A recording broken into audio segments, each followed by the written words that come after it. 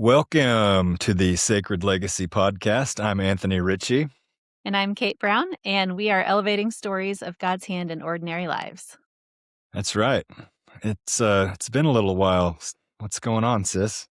Just doing life, trying to navigate all the things that are happening. I had a flat tire this morning. Now I have a headlight out. And so it's just Yeah. managing the crises locally and globally. How are you? Yeah.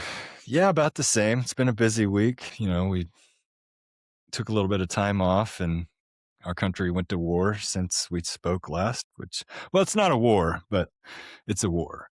Yeah, So I'm not really sure what we're it's supposed to call it, but tough things are happening. um, been very busy, had some storms come through. Yeah, it's Uh, tornado season for us. mhm. So prep that But shelter, get your batteries ready. yeah, And we were all spared from that. It was not super close to us, but unfortunately, there were some families to the south of us that had yeah. some severe damage. So keep those communities in your prayers. But yeah, we're going to go ahead and wrap season one up as we Yes. transition into our second season, where we're going to try to incorporate some stories outside of our family from some folks that we've known from the community. And so we're looking forward to that as we shift gears a little bit. And so we just kind of wanted to do a lighthearted episode here to close out and go back to some of the highlights and the fun that we had from earlier episodes in season one, and just kind of chop it up a little bit and see where it goes. Yeah, this is a grab bag of an episode, if you wanna call it that. We've got a lot to share. Yeah, just sort of a fun conversation, and, yeah, we've got some segments that are fun coming up. Before we start that, I just wanna talk for a minute about something I've been thinking of, and I think we talked about this a week or 2 ago, but just some thoughts that have been rolling around in my brain. I think as Americans and as growing up a conservative Christian, um, there's a lot of emphasis sort of on like a hyper individualism. And the way I've been thinking about that is in contrast with how I kind of want to move forward and how I want to exist in the world. And you kind of brought it to the forefront of my mind when we started our sign off. And I think we were our first or second episode. You said, take care of one another. And we hadn't talked about that. But the kind of theme of we belong to each other and living in a community, and really looking out for each other, taking care of one another instead of just being so focused on ourselves and our individual lives, our individual faith, but how can we do it collectively with others? I don't know. Do you have thoughts about that? Well, it reminds me of what you said to your own children, about look up, there's a world happening all around you. And we get so distracted. I'm guilty of it too. And um, but if we do pay attention to our surroundings, it's not hard to find a way to meet a very small need for somebody, or just a small act of service. And we've talked about the world does need that. And if it can start with us, and you open the door for somebody, or you see somebody that you may know a little bit who looks like maybe they're having a rough day, or just a kind word and a smile. I mean, I do think that opportunities are going to present themselves when we do look around at our neighbor. And so yeah, I think you're exactly right there. Yeah, and I haven't always done that in the past, but I wanna try to focus on that. We wanna bring those stories to you guys and, yeah, just kind of, um, yeah, an awareness of others around us and how we can do some good. Yeah. And you've said a lot that there's a lot of hurt in the world. There's everybody has struggles. We know that. We talked about what was on our refrigerator growing up as kids. There was a handwritten note that said, "Be kind. Everyone you see is facing a battle." And Mhm. it may be big, it may be small, but when it's you going through it, it's a big deal. And we should acknowledge that, you know, it's easy to be critical, and our society's bad about calling people soft and calling them snowflakes, Mhm. and that there probably can be some truth to that as well. But when it's your world, it's real to them. And you know being kind and having that servant's mentality, I think that's what we're called to do from our from our Lord, and that was the example Jesus did set for us. So, So yeah, just a reminder to ourselves and to each other to look up, and the world is happening, and seeing people, yeah, as you come in contact with them. yeah, So that's on that, exactly right. yeah. So on that note, we are going to transition to a new segment called Good News. So, do you want to go first, or do you want me to go first? Go ahead and start. I've got to find my notes here. Sorry. Okay, that's Our fine. prep this week. I'll go ahead and say we kind of flew in here hot, so it might be a little disjointed, but I think our hearts are in the right place at least. Yeah, we've been busy, and our attention has been elsewhere, and so we said we'll just have a conversation, we'll talk and see how it goes, and we're like, let's go ahead and record. Yeah, we'll just wing it. Peek behind the curtain. Okay, so my good news is out of Pensacola, Florida, which my family has been there. We love the Gulf Coast. We've gone to Pensacola, we've gone to Navarre, we've gone to Fort Walton Beach, and love the area. Um, so when I saw this news story, I was like, "Oh, that sounds great."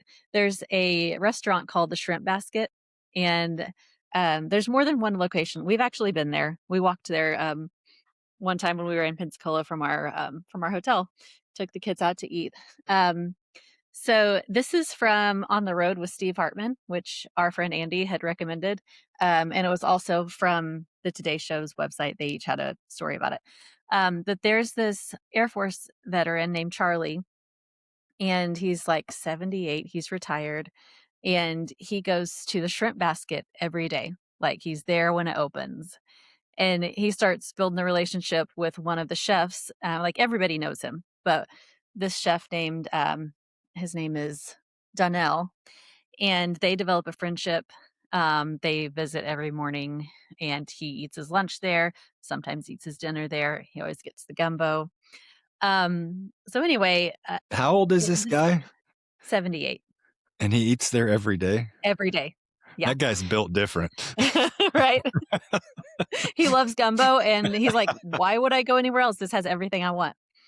Um, so anyway, um, so Charlie didn't show up for a few days. So they thought, "What is going on?" So Danelle gets in his car and goes to Charlie's house, knocks on the door, no answer. Then he hears a faint help, and the door is unlocked. He goes in. Charlie is on the floor. He's got two broken ribs. He's dehydrated, and so he has to, go to the hospital. Um, and so just Danelle paying attention and be like, something's not right, because Charlie would Mhm. either be here or tell us that he wasn't going to be here. Um, so Charlie, he's really thankful that Danelle does that, and Danelle takes him gumbo in the hospital. And once he's recovered, um, the staff at the restaurant, they kind of work together. They find Charlie an apartment that's within view of the Shrimp Basket, so Okay. that they can see his house. Yes. And We so don't wanna lose Charlie. they can keep an eye on him, and, so he starts coming back, every day, and they give him free gumbo for life. Wow. That is really cool. It's great, and, Donnell, the chef, he said that Charlie's like, he's the uncle, he's the grandpa, he's all in one, like, he's everything to them. That's really cool. Isn't that heartwarming? I thought Yes. it was so good. Where's Charlie? I know, and just Man, I somebody mean, paying attention, yeah. taking the time to go find him. And how long Yeah. had he been, um, unable to get up and That go I get I help? don't remember. I did read the Okay. story, a few days ago, and, now that detail escapes me, but, Well, yeah, we I can thought it was find really it cool. if we need to. That's cool. Yeah, you can find it on the Today Show or on, Steve Hartman. So they both My got it. story comes out of, Seattle, Washington. Sorry, I'm gonna have to find it here. The title is "Public Artwork is Hidden Until It Rains." Mm, And so this guy decided that he wanted to try to bring some joy to a rainy day.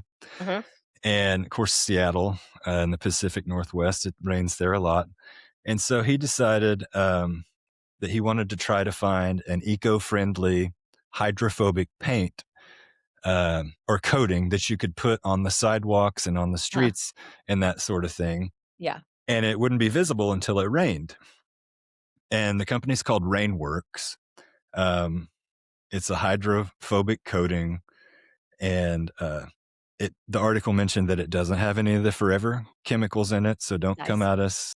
Um, and the guy who actually is doing this project, his last name is Mhm. Church, which I thought was funny. Yeah. Um, and he and his friends kind of started like a social media trend initially to kind of get some, get some traction for their project. So they Mhm. would do these late night guerrilla artwork projects I like it. on the sidewalks. Yeah. And the first one, they took a bucket of water and tossed it on the sidewalk to kind of demonstrate what it would look like. Um, and it revealed a hidden hopscotch course on the Mhm. sidewalk. And so, you're trying to make the best of a rainy day or whatever it is. And I Mhm. just thought that was a cool story. And I guess it's kind of going to catch on elsewhere now, too. Uh, One of the pictures in the story, it was a depiction of a person holding an umbrella, Mhm. and it says, "What a beautiful rotten day." And I just thought, hey, that's, cool. If it's going to be raining and you're going to try to keep your feet dry, and at least there's some cool messaging on the sidewalk. So I love that. I'm gonna have to look yeah, it up. pretty cool. Yeah, that's great. Yeah, I wanna see pictures. That reminded me when you said the hopscotch, I saw this video the other day, and it was a lady went out in front of her house, and she's in a city, she goes on the sidewalk, and she drew a hopscotch, what do you call it? She drew hopscotch on Course, the maybe, I hopscotch guess. course on the I don't know what you call it. She drew hopscotch on the sidewalk, and then, like, at the top of it, she wrote "dance." And then she had, like, a camera outside her house, and it was all these clips of people just walking along their day, and most of them stopped to do the hopscotch and do a little dance at the Hmm. end. It was so great, and so, Jules and I were playing hopscotch the other day, so I put dance at the top, so we were doing little dances, and, it's like, you gotta introduce some whimsy into your everyday Yep. life sometimes. I will tell you, if I ever see one, I'm gonna do it. There Exactly. was there was a brewery here in Tulsa that had a hopscotch course on the way to the restrooms, and I would do it every time. Yeah. We have to do a shout out to Aunt Miriam's carpet in her playroom. Yes. Her Alright. aunt had it still has, um, carpet in her spare room, which is like the playroom, that is hopscotch, and it's Yep. still in pristine condition. I Still don't know how there. she's kept it. Yep. It's got all kinds of games on it. You can play tic-tac-toe and, I can't even Genius. remember. Yeah, pretty cool. That's So, funny. um, yeah, I think we're gonna try to do more maybe good news segments as we go, and also just maybe some of the episodes themselves will be good news stories, of real life people that, um, are stories worthy of telling and sharing. Yeah. So, we're It's excited. it's needed, yeah, and Mm, I feel better just reading those and talking about them. You know? me too, me too. So we had a Alright. couple, submissions, one of them is from my son. We did our Bible character superlatives earlier this season, had a lot of fun with it. I think it was one of our most watched episodes. It was definitely the most fun to prepare for also. Yes, that's for sure. But Caleb, he didn't get his submission in until after we had recorded. I don't remember what the holdup was, but, Mhm. and remember, this is the lingo of the youth. But he said the most likely to switch up on your day ones, which is basically, to sell out somebody that you've known for a Yeah, long I had to time. ask what it meant because I Yeah. don't speak teen. So, and that award goes to Cain of the story of Cain and Abel, world's first murderer. Congratulations for being the worst. Yeah, killed his own brother. Gosh. So yeah, good submission, Caleb. And Yeah. then I actually thought of another one that I thought was Mhm, relevant to the time and place where we are today. mhm. And so we're going to give out an award this evening for the Bible character most likely to start a senseless war. Who does that go to? That goes to King Ahab.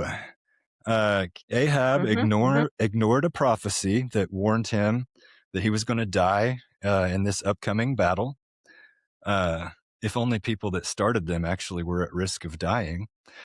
but he charged into war anyway and lost his life to a random arrow. So, anyway, Congratulations on your good lack of job. foresight, Good job, King Ahab. Ahab, for starting a senseless war. We appreciate that. Oh, nothing new under the sun, is there? No, definitely not. All right. So, with that, We're doing great here. We went from positivity to senseless war. Okay. Anyway, we're it's gonna about balance, remember? yeah, yeah, that's true. We're cycling back to some positivity. We asked for some wisdom of nature stories from y'all, and so we have a few. I have one that I thought of. Where do you want to start? I I want you to start with the story about Milo. Um, it seems to be a lot of stories about dogs, don't there? Yeah, I mean, they're the best. I am constantly in awe of how they want to like work and help humans. I'm like, why do you even like us? But anyway, okay, Food, so shelter, love. yeah, they're not That's asking for why. much. Yeah. No, easy to please, most of them. All right. So my nephew has a dog named Milo. She is also an Australian Shepherd, but she's a smart one. She's not like Ollie. she she I think understands all of the English language. She's needs a job. She needs something to do. Uh, she's pretty cool. Um, so he's had her for a few years, and a couple years ago, we were at their house. I think it was for like 4th of July or something. So we were on the front porch, and Jules was little, and she kept wandering off. And if she would go out of my sight, like try to leave and go around the side of the house, Milo would herd her. And she kept like she would bring her back to me, like, "You lost your child again. Does this belong to you? Can you take care of this, please?" Didn't need I'm like, another job today. I know. I was like, "Thank you, Milo. Good girl." So anyway, she's a cool dog. Fast forward to a few days ago, we went hiking, kind of around this lake. It's a trail. It's kind of pretty hilly and wooded. So you can't see if people are nearby. A lot of times you can't see if they're coming up behind you or in front of you. But our family was out there, and you know, we had all the kids. Big kids were ahead. Jules was really struggling because we were on the way back and trying to get to the car, and she was so tired because her little legs had been working hard. So she was starting to fall apart a little bit, and we can hear that there are people, somewhere behind us, but we can't see them. Um, so we're moving pretty slow, and behind us a little bit later, we hear, "No way!" And I turn around, and it's my nephew and Milo, and then his girlfriend and her dog, which is, Milo's kid, actually. Um, Anyway, and he was like, "Well, that makes sense now because, we've been walking past other people and dogs, and Milo has been totally cool, and suddenly she starts jerking on the leash and trying to run ahead, and she did that, like, just pulled him up ahead till they reached us, and, Hmm, it was great that's because wild. it really perked up Jules and, Uh-huh. and Zeke also to see, these dogs that they love and, got to rest for a minute and regroup, and we were like, "Thank goodness you guys showed up," Mhm. because that really, put some pep in her step, and, it was really fun. I've been on some leisurely hikes that ended in a lot of discomfort for young people, then Uh-huh. end up having to carry them out, and it's Yeah. it was great until it wasn't, and so Mhm. shout out to Milo for Milo really saved our hike, truly. rallied the troops. I love it. Okay, Really so what do cool. you have? Let's see, you've got a couple of stories for us. Yeah, so this one is, it's kinda like a prodigal son return story. So Okay. my wife, Jackie, in 2008, she got, a little German Shepherd puppy that she named Baron, and, he was kind of a free spirit, and so, she lived in town, but when she would go back to her parents, there was another German Shepherd there, who was named Tanner, and they would go get into shenanigans. So they'd be gone for hours, if not days, sometimes as they, went and explored and did all the things. So in 2010, um, Jackie had taken Baron up there, and and she would sometimes let him stay up there for weeks at a time just because it was his element. Mhm. And so he's 2 years old, and he and Tanner ran off in November of 2010, and Barron didn't come home. And so, they thought that maybe he had, chased some cows, or maybe, you know, had some sort of misfortune or whatever. But at that time, Jackie's dad, his name was Jack. He didn't give up hope. He would go to the shelter there in Sedan and check in every now and then to see if a German Shepherd had been found or anything like that. And unfortunately, he didn't come back. Well, in January of 2018, Jack passed away, and shortly after that, Jackie moved back to the area just to be closer to family. And so later that year, 2018, uh, in November, so just a few months after Jack had passed away, Jackie was looking on Facebook, and if you've probably heard me say on here before, she is a lover of animals Yes. and has a very tender heart. And if she's ever going anywhere and sees a stray animal, she's probably going to stop and see if it has a collar. And if Mhm. it doesn't, she's probably going to bring it home and find a home for it. So, but she sees this dog at a shelter not far from where they live, and she was convinced it was Barron. So this Mhm. is 8 years, 8 years Wow. to the month Wow. that. And so she calls her brother and she goes, "Hey, John, I know you think I'm probably crazy, but I think Barron is in Sedan." So they go over to this shelter in Sedan 8 years later and get this dog. And they are 100% sure that this dog was Barron. My goodness. He was actually found by a family. Of course, it was cold. It was November, and a family saw him and they picked him up and took him to the shelter. And sure enough, it was him. And Wow. so, it's just wild. And he lived until 2023, Wow. but 100% sure it was him. And so much so that, like, I think the Wichita, one of the news stations in Wichita, interviewed Jackie about this story, and I lived another 5 years after. I don't know where he went. It'd be amazing to know what his story was, Yeah. Where was he for but 8 years? but he returned, and she said his mannerisms, and when he first came back, she had a little Yorkie that had been, housemates with Barron, and he followed her around like he always had, walked the same way, same markings, same everything. So That is so cool. the prodigal son returned home. I don't know if he squandered everything and then just found his way back or what. He spent his youth on wild living and then Yeah. came home. Yeah, but he was, you know, he was a protector. When she would train her horses down at their arena, and he got older and a little more immobile, and so he would go between her and the road and the arena and just lay there to kind of make sure that nobody was bothering her. He just was a wonderful, wonderful dog protector, and just a wild, wild, wild story. That's so cool. Ah, that's great. All All right. right. So we had a couple of well, no, one other submission. This is a nature adjacent story, Yeah. I would say. Um, Actually, there's two. So our first family dog, his name was Boomer. We've talked about him on here before too. Uh, he he was a blue heeler Catahoula mix, which if you know anything about those, they're bred to work with cattle and that sort of thing. But that's not why we had him. He was really never around cows. He just kind of was a companion. But one year, Boomer was over at the Coffeyville Interstate Fair and Rodeo, and I don't know where Dad was, but our uncle. We don't even know why he was there. He's No, just like, I'd like to go check it out. Sure. He but probably hopped in the truck yeah, somewhere.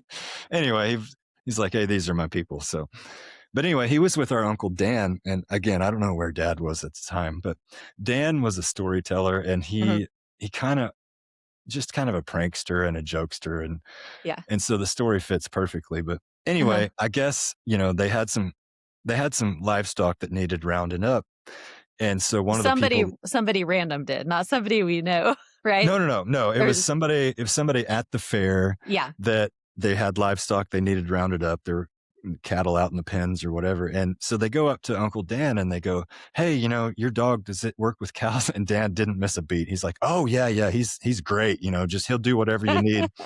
And so Boomer goes with this random guy into this pen and rounds these cows up, herds them up like he knew what he was doing. And they bring him Also a back. dog that maybe understood English, like, "Boomer, you got a Problem. job to do." And so they bring him back and they're like, "Thank you so much. That was great." So he's a legend, That's hilarious. legend. If Boomer were to write a book, it could be like my day job as a cattle dog. Hmm. That's right. Oh, man. And then the other one was a submission from our cousin. Her name is Catherine, who's also this is Dan's daughter, and Mhm. you've heard us talk about cousin John. Um, and so this is John's sister, and so she sent me a message, and she said, I've got a wisdom of nature. It was the 30th anniversary of our first deer camp that our dad started. I was hunting with his 30-30. It's the first time I'd been given the opportunity to use his rifle, and he had passed since then. Um, I was having a rough time when I headed to deer camp, but given the time at deer camp, it allowed me to spend time in nature that I knew would lend some space for me to have some conversations and talk with the heart of God. It was opening day. I was on the north edge of a massive northwestern Kansas property. I'd picked out my spot 2 days prior. A doe came in and I tagged her, one shot. I wrestled with getting up and putting my eyes on her, but something said, no, wait. 3 minutes later, a big 10-point buck came in, head down, less than 75 yards away. One shot and he was down behind a cedar. I'd like to also add, she did have 2 tags, so this was not an illegal hunt. Good to know. Um, so John, after time had gone by and everybody's finished with their hunt, he comes over and he said, "Hey, you got one." And he had heard 2 shots. He assumed it was just one deer. She looked at him and said, "I got 2." And I held up 2 fingers. And John looked like he'd seen a ghost. He couldn't speak for a moment. The blood drained from his face, his color left, and I could see a lump in his throat. She said, "What's wrong?" He said, "The last time Dad used that rifle, he shot doubles." She said, "I walked away that day knowing that's where I needed to be. Taking that space and a conversation with God can happen anywhere. He shows up." And she just wrote, quote, "Be still and know that I am God." And I just thought, man, that's awesome. Mhm. And So good. that family, I told her, I said, your dad was somebody that really believed in imagery and how things were connected, and it Mhm. influenced me. Uh, he was my baseball coach, and he believed in me, and I just thought that's a story we got to tell. And That's a you good know, one. I'm sure a Mhm. lot of people can't relate to hunting, but I think you can relate to your dad. I think you Mhm. can relate to connection of Yeah, anybody how who's special that would be in that yeah, moment. anybody who's passed and, you do something that was meaningful to them that becomes meaningful to you, and you feel like they're with you in Yep. that. So, yeah. Oh, that's a good Lots one. of shout outs to Ah, Uncle Dan. no kidding. And I'm gonna cry. Okay. We gotta regroup. Oh, that's a good one. That's a good Yes, thank you, Catherine, for sharing. I Yeah, appreciate thank that. you. So, we just wanted to share a little bit about what's saving our life right now.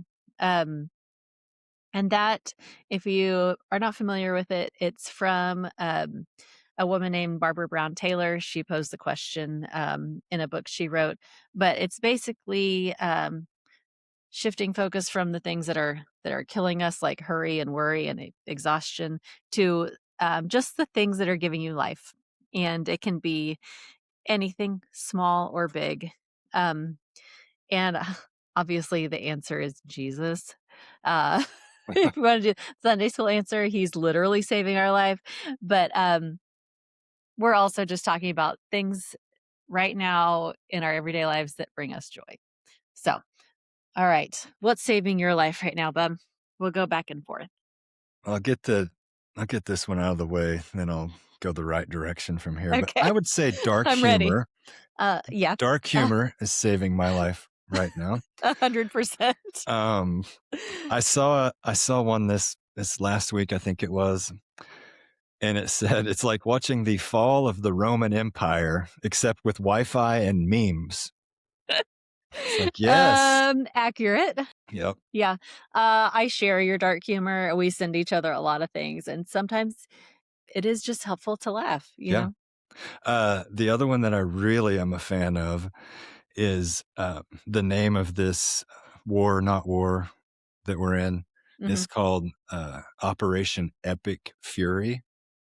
I know the alternative name for it. The alternative, Yeah. Operation Epstein Fury. Yep. Yep, yep. That's a good one. Um, so anyway, yeah, In the midst of all this chaos, the internet really delivers sometimes. it really does. People are really clever, and I have They are. a great appreciation for that. I agree. Oh, that's good. What about Well, you? What's saving your life right now, Kate? mine's gonna sound silly next to yours. So I have this Chirp mobile tins unit. Have you seen these? Um, No, I don't even know. I mean, I know what a TENS unit is, but I've not heard okay. of that particular Well, one. Clint got it for me for Christmas because romance is still alive. And well, no, I have a lot of muscle tension in my back. And so we had a TENS unit, but it has all these cords and I couldn't do anything and they would fall off and I'd get tangled in them and I'd zap myself and it was just a mess. Um, so he got me this one it's wireless and I can stick it on I my would back. expect nothing less from the tech guru of the I know. family. I was like, "What is this?" He's like, "Oh, you just wait and see." Um, anyway, so I can slap that on my back and I can go, do dishes, walk around the house, do all my things, and you know, it is incredibly helpful for all my tension that I store in my back and shoulders. And so, yeah, Mhm. that is one thing that is, helping me in my life right now. I like it. I like it a lot. I might have to look into one of those for the family. So good. Yeah. Yeah, good call. All right. What's next for you? Um, so lately I've been checking the horses before work in the mornings, and I've really grown an appreciation for it. Jackie's always like, "You don't have to do it. I got it." And I was like, "No, actually, I'm kind of looking forward to it." And we got we got a new horse in the herd. It's a mare, and Jackie has an older mare that's very, very protective. She runs the show, Mhm. and so whenever a Oh, new we've met mare, her, Riley, right? yes, We've met yes, Riley. she's 24 and she still thinks that she's like 8, I think. Mhm. But she runs the show and she's very, very, she's mean when it comes to it. Anyway, this new mayor, she's very young. She's very naive and she doesn't know she needs to look out for herself. And her name's Rain, Uh-huh. Reign. We have this other gelding that's also fairly young. His name's Elvis. And he's actually a client horse that Jackie's working with, but he's so sweet. And he recognized that Rain needed a friend. And so he Uh-huh. has stuck close to her. He has got in between her and make sure that she's not going to get hurt or picked on. And I just really think it's sweet that even in nature, you got this kind gentleman that's looking out for somebody that doesn't know that they need to be looking out for themselves and just a protector. And I love that. So That's awesome. that's Survival of the friendliest. survival of the friendliest. Yes. Yeah, that's Yep. awesome. It's pretty cool. Oh, that's great. My next one is okay, don't laugh. Mine are silly. Um, we all know how important sleep is, and we all know how elusive sleep is, right? as we get Yes, older, what is it? Why is it so hard to sleep? Um, it's ridiculous. So I'm gonna plug, we're not sponsored by them, although if they were interested, we wouldn't turn it down. Sleepy Time Extra Tea. yeah, I'm I familiar. it has valerian root in it, and I Uh, have to drink it every night, before I go to bed, and, I think it is helping me sleep along with magnesium. So I honestly, I feel like I can face a lot more, I can face the day a lot better if I have a good night's sleep and things are not as overwhelming and, as big of a deal if I have slept. So for sleep's sure. important. So, hey, Yep, if you're having trouble sleeping, also some lavender oil, and some sleepy time extra tea. Maybe that'll help. I'm here to help everyone. love it. Oh, man. I I'm gonna have to get some of that. I think I'm out. Yeah, Caleb's become a tea drinker too, so I know. Yeah, I love it. It's also helpful. Like Jules, she often climbs into bed with me, and um, Clint notices sometimes I don't even notice that she gets in with me until like last night. Hear some shuffling and then next to my face, "T is for tulips." And I was like, "It's like 2:30 AM," and I was like, "Yeah, yeah, it is. Let's go to sleep." mhm. Yeah, they're always afraid they're gonna miss something, aren't they? I know. Anyway, all right.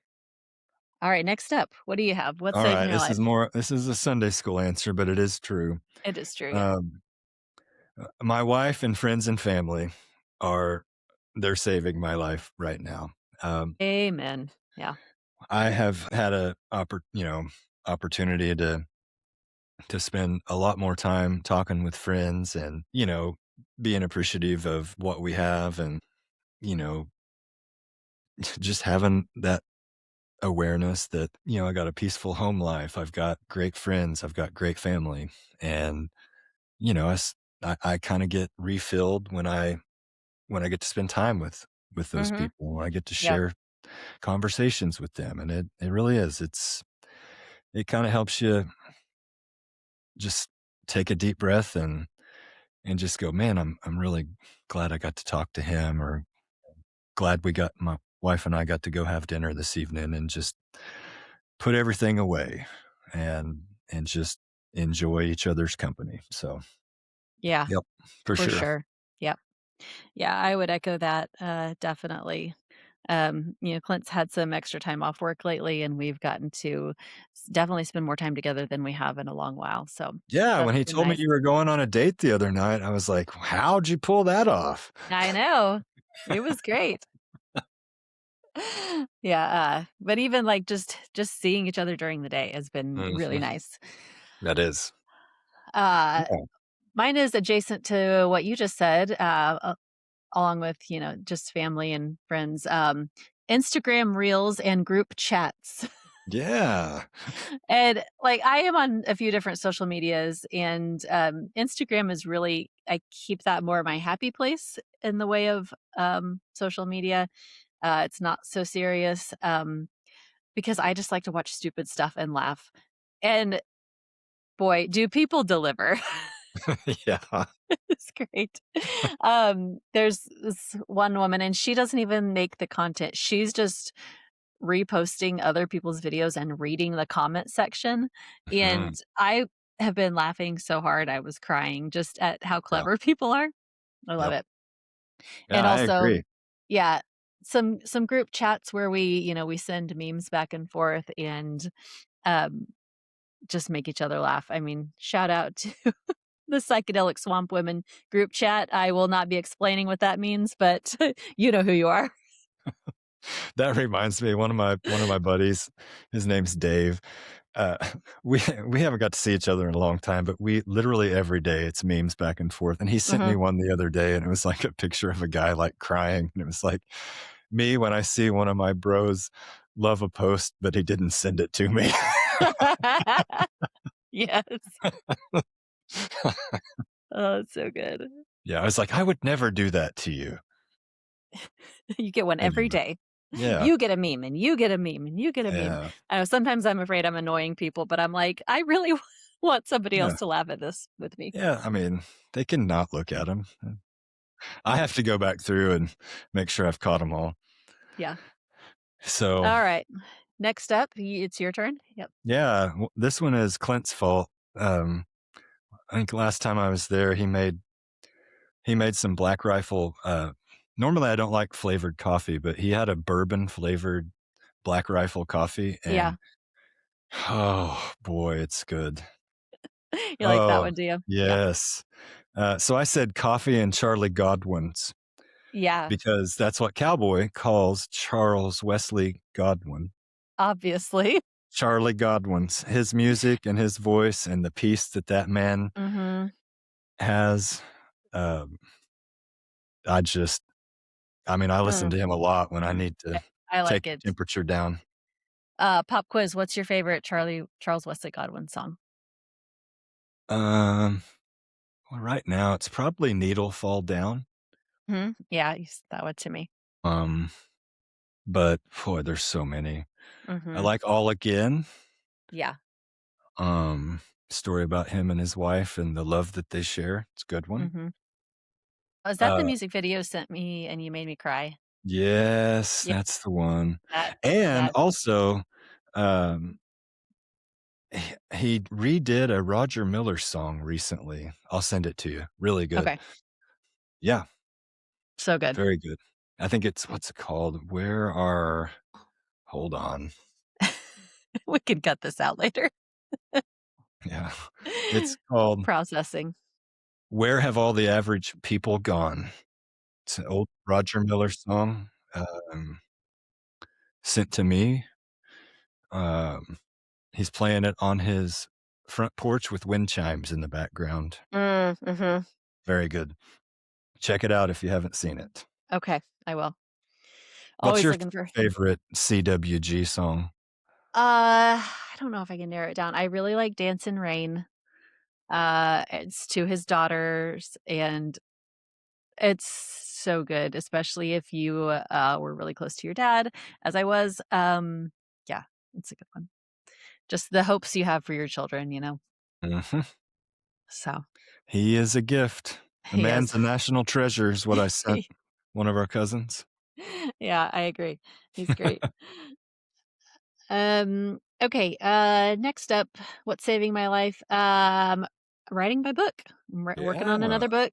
And the reason I haven't been focused on the podcast is because I've been hyper focusing on working on my book. And it's a great time to dive into a fictional world where I get to make the rules and I get to enforce justice Yeah. and I get to make people laugh. So I've been enjoying that. And uh, yeah, just trying to get that done, hopefully have that out in a few months here. Yeah, Yeah. Yeah, you've made some progress. I have. Yeah. Exciting. Can't wait. Sometimes it flows, sometimes it doesn't. So if it's flowing, I've got to stick with it. So, I have my last 2 are, the gym and then baseball. Baseball mhm. season is upon us. Caleb is playing 3 or 4 nights a week, so Yeah. He's I get having it. a good season too. All right. Yeah, starting out well, and, it's a good team, good chemistry, good dynamic. The kids all, really pull for each other, and, Hmm. we've had good weather for playing baseball. Sometimes this early in the year, that's not the case, so, yeah, I'm loving it. In fact, yeah, I'm on days when I don't go to a baseball game, I'm like, "What am I supposed to do?" Just twiddling your thumbs. I don't know what to do with myself. That's funny. Come to my house. I'll put you to work. Yeah, Um, that's great. Um, All right, last one. Um, last one I have is hiking. And this an ongoing issue with my family is trying to find an activity that we can all six of us can do together that everybody enjoys. And that has remained elusive for years. And it has made it really difficult because we have a large age gap. Our oldest is almost 16, our youngest is 5, and there's 2 in between there. And so what the older kids enjoy, the younger kids won't. Younger kids enjoy, the older ones are like, this is dumb. So it's been really difficult. But we went on that family hike the other day and groups of us have gone, but that day we all went together and everybody enjoyed it and we got to be outside in nature. So I'm Mhm. hoping that we found a family activity that we can all do and we can, enjoy being together because sometimes it's really hard. You want your kids to like each other and to want to spend time with you. And when they don't, you're like, what am I doing wrong? Um, but That's yeah, awesome. we're just trying to find what clicks. So Mhm. I was very happy in my, mom life the other day that we did something together as a family. Yeah, Yes, there were that's really cool. meltdowns, but we made it and it was mostly positive. So it's Yeah, a win. That's a win in and my book. and Milo came to the rescue, My so thank goodness for Milo. Someone was looking out for us. Threw us I a love bone. it. I love it. All right. What are you reading and consuming these days in terms of either written or podcasts or any I recommendations mean, for us? I do have some recommendations.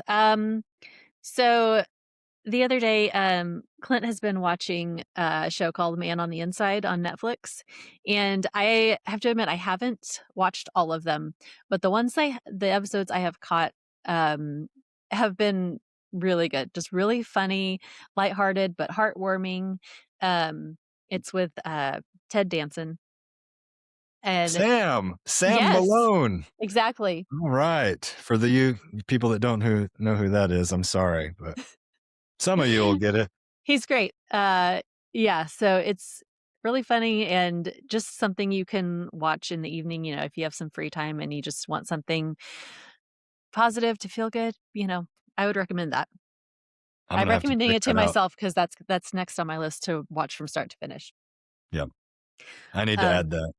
I've been looking for a show, so here we yeah. go. All right. I have another one, but I'll let you do yours in the middle. You had Yeah. one. So, oddly enough, I don't read a lot. It probably Mm. doesn't surprise our audience. Um, I listen to a lot of podcasts, and I'm guessing that most of the ones I listen to, our audience won't like. So I crowdsourced this one. You know what I'm just be talking about. just be 100% real. It's fine.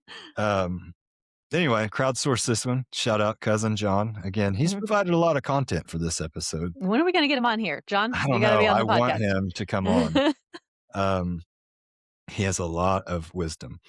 But um, we had sent out an APB asking for submissions for wisdom of nature, biblical character superlatives, and what we found was there's so many dog stories, and so I said, "Send me your best dog story." And he found was reminded of a story by the author Jack London. It's a short story called "To Build a Fire." Features two characters. One is a foolish man, and the other is a dog that travels with him. Mhm. He said the ignorant bravado of the man puts him in a dangerous situation, but the instinct and the wisdom of the dog is on display. He said, I read that the first time in ninth grade English. I've revisited a few times. He said, I made a point to carry a copy of that to Alaska to enjoy it again while I was hiking in Denali. So that's going That's up cool. next on my reading list because, again, not the most well read person. Ashamed of that. But so thanks for the recommendation, John. I love you, Yeah, brother. that's awesome. Do you have any, books that you remember reading from high school that had an impact on you like that? No. Short answer, no. I read a book called Last of the Breed by Louis L'Amour Mhm, in high school. Very good story. Um, I mean, I read a lot of Western type mm, things and stories of the range and cowboys and that sort of thing. But classic, yeah, I read so much when I was in college, and it was like required, for going to school, and I just never had a love yeah, for it. And I'm not for like I fun. said, I can listen to books on tape, but Mhm. to sit down and read, it is really hard. That sounded that was an old sounding sentence. I could listen to What's books on tape. you know what I mean? Audiobooks. We're talking Yeah. about audiobooks. I'm gonna be I'm I'm on the backside of 40, so, That's funny. audio tapes. I'm sorry. That just cracked me up. I don't care. I Okay. am old. Yeah, it's okay. Me too. I'm on the other side of 40 also, and it's a new world here, and we're we're trying to navigate it. Yes, we are. Okay. You had another recommendation, didn't you? I did. I ordered an actual physical book. I'm opposite. I read constantly. So it's my favorite escape. But normally I read fiction and I normally just read it on my Kindle before I go to bed. But I ordered this paperback book. It's Liturgies for Resisting Empire by Kat Armas. And it's about seeking community, belonging, and peace in a dehumanizing world. I mean, it arrived at my doorstep just in the nick of time, let me tell you. Just because the world, I've talked at length that the world can get us down so much. Um, I'm only a few chapters in and I keep having to stop and like soak it in and reread because it's really, really well written and insightful. And I'm going to read just a short little passage from it because if you're feeling like weary in a world that's kind of obsessed with power and might, this might be a good book for you. Lay it Okay. on me. Okay. And it's also available on tape if you need it. I meant audiobooks. Okay. So this is what she says. I think of the day Jesus sat in a boat teaching the crowds on the shore. When he said, "The kingdom of God is," they leaned in, bracing for words about men and armies, kings and dominion. They expected images of power, grandeur, and conquest. But Jesus, with gentle subversion, spoke instead of a woman who took a little yeast, hid it in dough, and watched it rise into enough bread to nourish a whole community. This kingdom does not arrive with spectacle or force. It moves in unseen, quiet abundance through the ordinary. It breaks apart the illusions of power. It shatters our expectations. So, how do we pursue hope, joy, and liberation alongside our neighbors and the divine while living in systems designed to manufacture despair? How do we move toward justice when empire demands our exhaustion, when scarcity is woven into the fabric of our world? How do we resist oppression without becoming consumed by it? These are the sacred questions we carry on this journey, not for easy answers, but for the fullness of life itself. Man, that's half a page. Mhm. Yeah. And so I don't know how it's going to answer that, but I think those are all questions worth pursuing and understanding. So I should say. yeah, it's really good.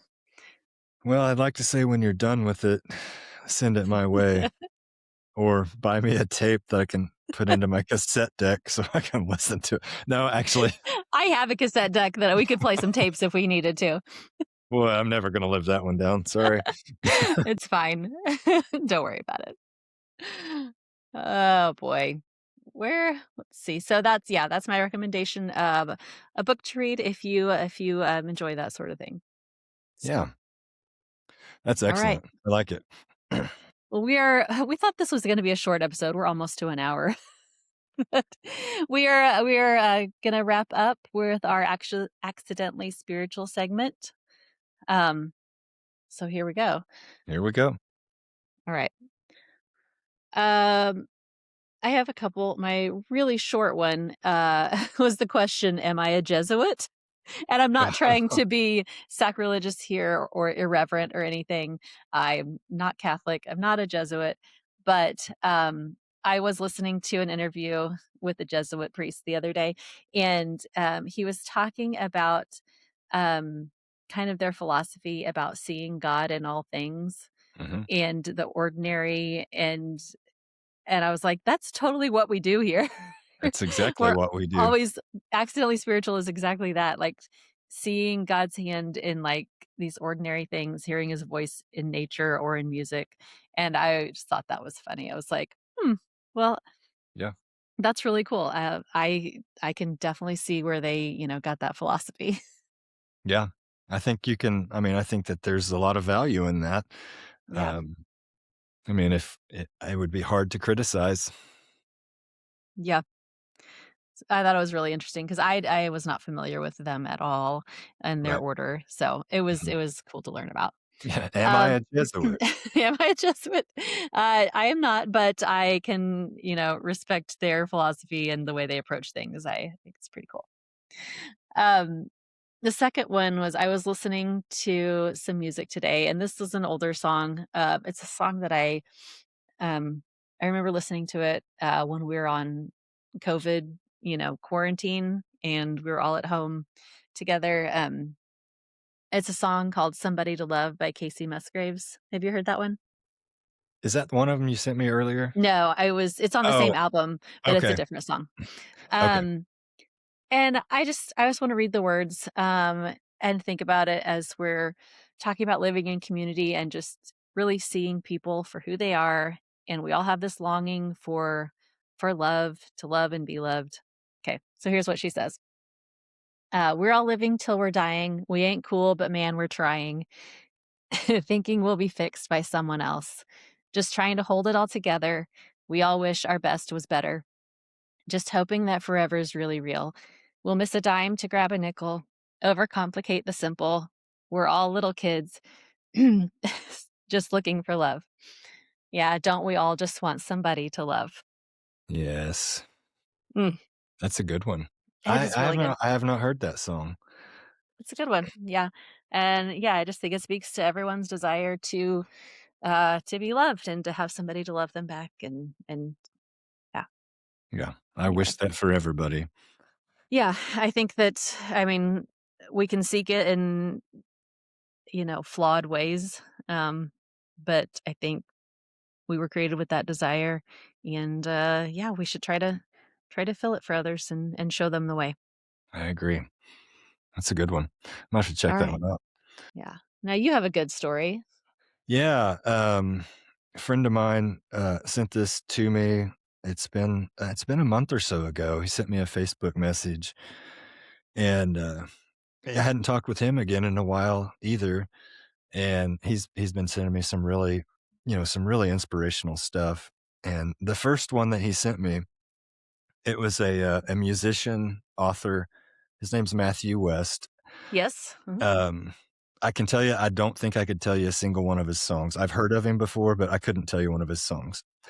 But he's a father, and he tells a story of taking his daughter, to a camp, and they were gonna do an exercise with the dads and the daughters, Mhm. out in nature, and so the exercise was that they were gonna blindfold these daughters, and they were gonna have the dads help guide them through this path.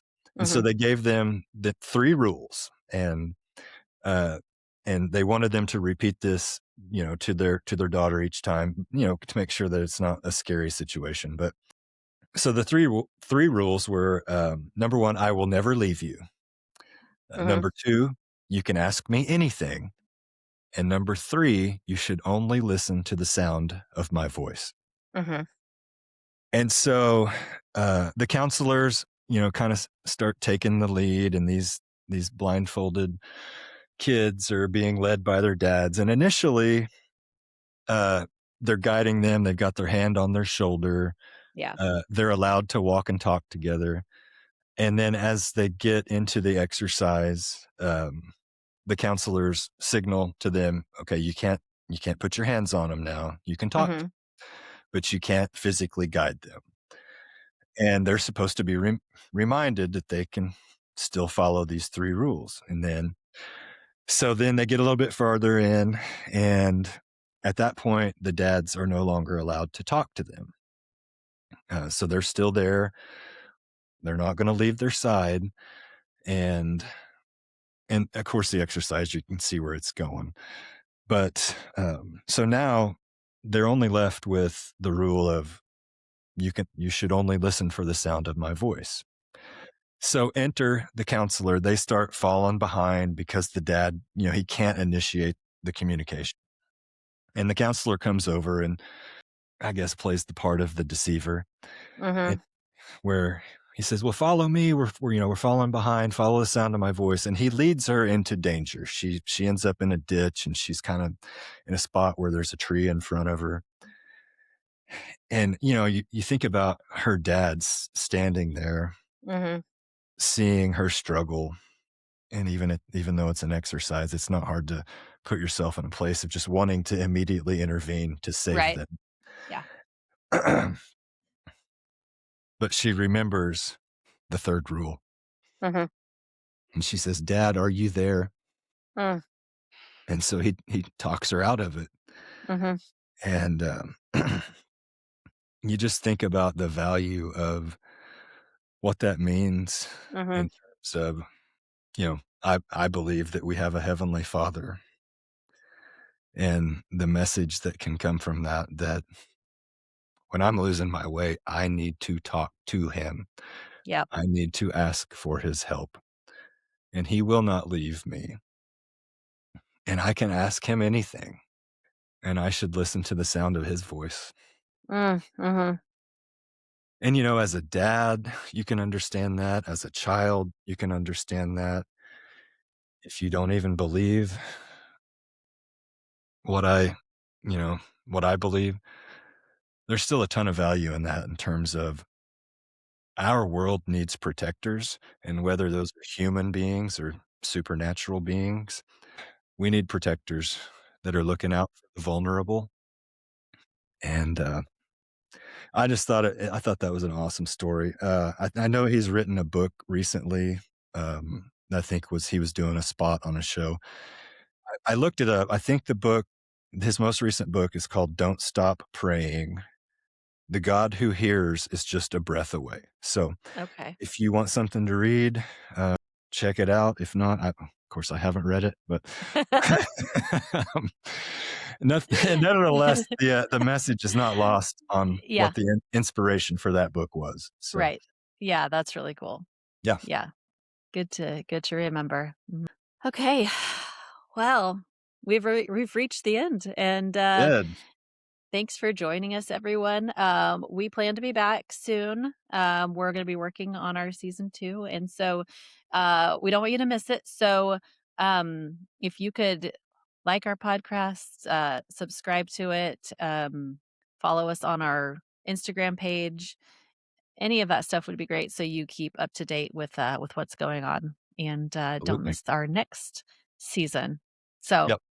thank you, everyone. It's been really fun, and, we're so glad that everyone's, joined in with us on this journey, and, we hope you've enjoyed it too. That's right. It's been fun, and I do appreciate all the feedback. It's been awesome to have a chance to talk to Kate and to get feedback from family and friends, and also, stories for the show. So thank you everybody that has helped us along the way, and we hope that we can continue to share some joy and share some laughs. And with that, we will sign off. We hope to be back in a few weeks, um, lining up a few more guests. So um, we'll try to get some stuff out as soon as we can. But until then, uh, take care of each other. That's right. All right. All right. I love you, sis. Love you too, bub. All right. Bye, Bye. everybody.